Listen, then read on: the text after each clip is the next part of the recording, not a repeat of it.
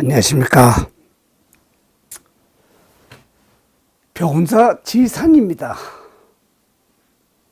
새봄 첫 번째로 인사드립니다. 개인적인 사정이 있어서 약 2달간 못 뵈어서 죄송합니다.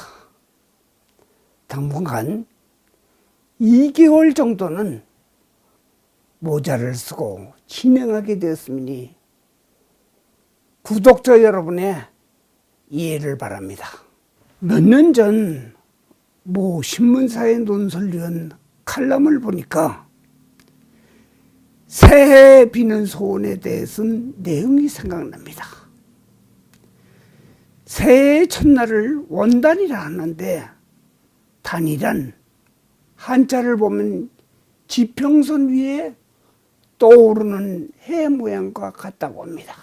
모두가 그 해가 희망을 상징하고 마음에 큰 의지가 되기 때문입니다.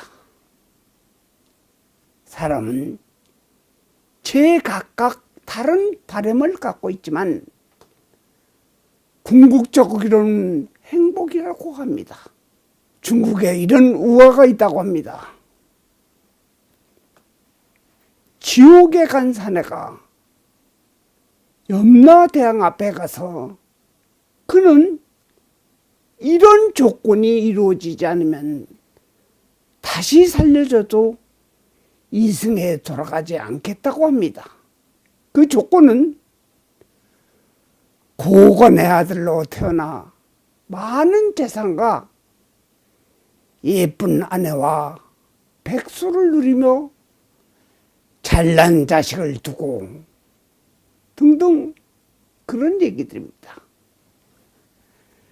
그러자 염라대왕이 말하기를, 이 사람아, 그러면 내가 다시 태어날 것이네.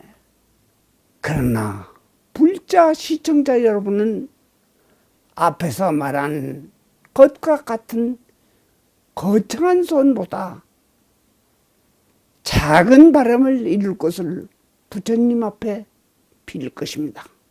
오늘은 인간사 작은 바람을 이루어내는 관음 주력을 소개하는 것이 올해의 큰 선물이 될 것을 생각되어 말씀드리겠습니다. 불교의 기도는 하심에서 출발합니다. 올해도 겸손한 하루하루를 보내며 1년을 지나면 공덕이 쌓이는 것을 자신이 느낄 것입니다. 소원이라면 그 단어가 너무 거창한 것 같아 바람으로 부르기로 했습니다.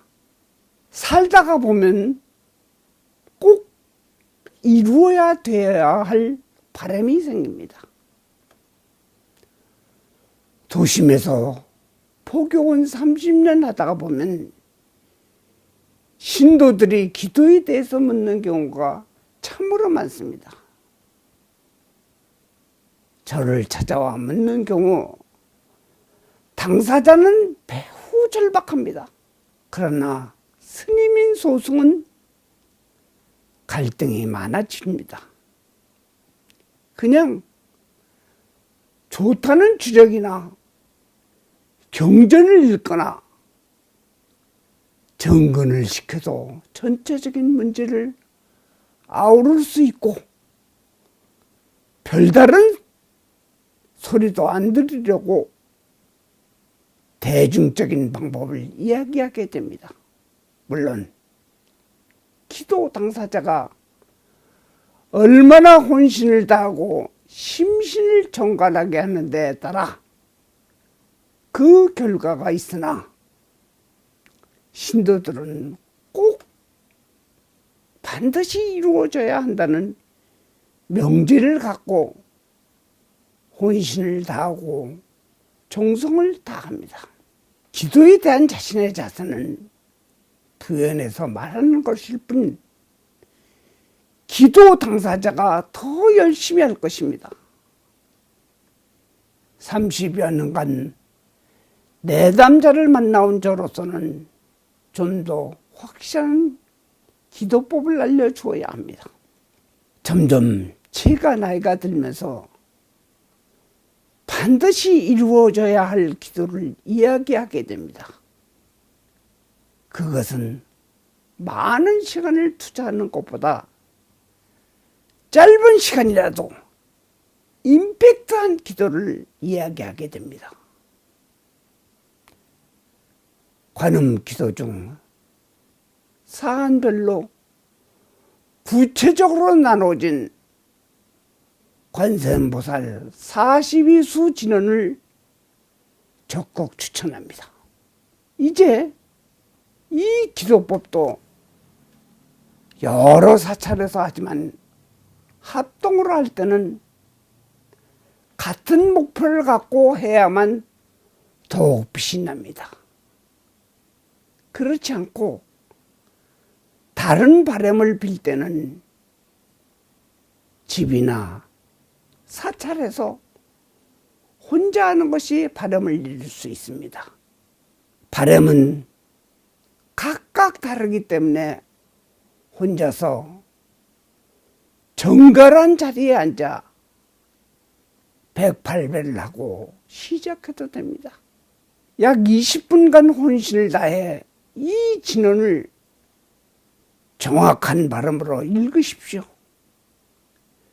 그리고 발언문을 하시고 마치세요. 이 기도는 약 10가지 주제를 갖고 있습니다. 첫 번째, 재물에 관한 것 3가지가 있습니다. 두 번째는 불안, 공포에 관한 것 2가지가 있고, 세 번째는 병마를 이기는 것 3가지가 있습니다. 네 번째는 귀신을 물리치는 것 5가지. 5번째는 살면서 만나는 적을 물리치는 진언 2가지. 6번째는 지혜를 기르는 것에 관한 4가지. 7번째는 관직, 벼슬, 관제에 관한 것 2가지가 있습니다. 8번째는 친구, 자녀에 대한 것 2가지. 9번째는 인간사, 화합에 관한 것 3가지. 10번째는 수행과 신심에 관한 것 16가지가 있습니다. 42수 진언은 천수경과 내용이 좀 다릅니다. 자신이 이루어야 할 목표를 향해 이럴 땐 이런 진언을 외우고 저럴 땐 저런 주문을 외우라는 구체적으로 열거합니다. 신묘장구 대단하는 총주로 42수 진언을 모두 함께 섭렵하지만 이 42수 진언은 바람과 인연에 따라 있도록 되어 있습니다. 세분화한 것입니다. 한 가지 주의할 점은 필요한 진언을 하기 때문에 이런 것 저런 것 복합하여 하는 것은 모든 것을 다 망치게 됩니다. 그러므로 한 가지만 골라 정석껏 하십시오. 오래전부터 매우 간단하며 탁월한 효과가 있습니다. 여기 저기 좋다는 데 다 가봐도 소용없는 경우 한 가지만 골라 열심히 하십시오. 제가 포교당 30년을 하면서 여러 사람을 만나보았습니다. 경험에서 오는 추천기도 빠르게 이루어지니 꼭 열심히 하시길 바랍니다. 바쁜 일상 중에 할 수 있는 기도법입니다. 관세음보살은 천의 눈과 천의 손을 갖고 있다고 합니다. 천의 손 가운데 큰 손이 42개, 42수가 있다고 합니다. 그래서 42수 진언이 큰 힘을 갖고 있는 것입니다. 저희 백운사는 수험생기도, 낙태유산, 무료 위정제, 나와 딱 맞는 기도법으로 많은 사람들에 알려지고 있습니다.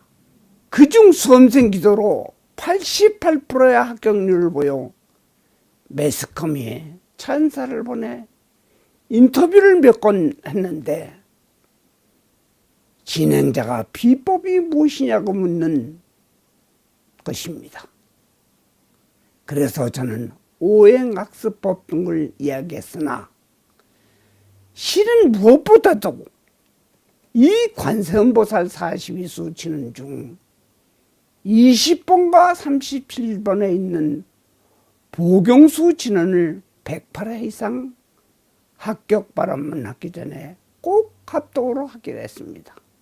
지금은 코로나 사태로 도심에 있는 포교원으로 잠시 못하고 있으나 코로나가 완전 물러서면 다시 시작할 것입니다. 특히 자식들의 취업 시험을 보거나 하면 이 진언을 많이 하고 자식이 불량함이나 못된 곳이나 유혹에 빠질 때는 고민만 하지 말고 이 진언 17번째 관세음보살 옥환수 진언을 많이 하여 어려움에서 벗어나기로 했습니다. 실화를 한 편 소개하겠습니다. 2006년 가을에 상담 사례입니다.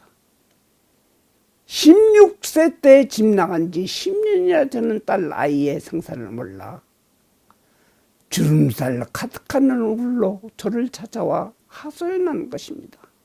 그래 저는 매일같이 100일 동안 옥관수 진언을 하라고 했더니 그 보살은 100일 기도를 하고 다시 한 번 더 100일 기도를 시작하고 난 뒤 40일째 되는 날 꿈에 딸 아이가 큰 강을 건너는 꿈을 꾸고 이상하다 하다 생각하고 있는데 밤 8시경에 집에 돌아왔다는 이야기입니다. 또한 모 시청에 다니는 청년이 계속되는 실패 속에 7급 공무원 시험을 준비하고 있는데 10번째 있는 관세음보살 보공수 진언을 권하여 합격한 사례도 있습니다. 그 외에도 병고와 재물로 어려움을 겪는 수많은 사람들이 관세음보살 42수 진언을 해서 벗어났습니다. 이토록 필요한 바람을 이루는 진언 한치의 의심 없이 올해는 이 기도로 좋은 아내가 되기를 바랍니다. 나무 관세음보살 42수 진언, 나무 대자대비 관세음보살.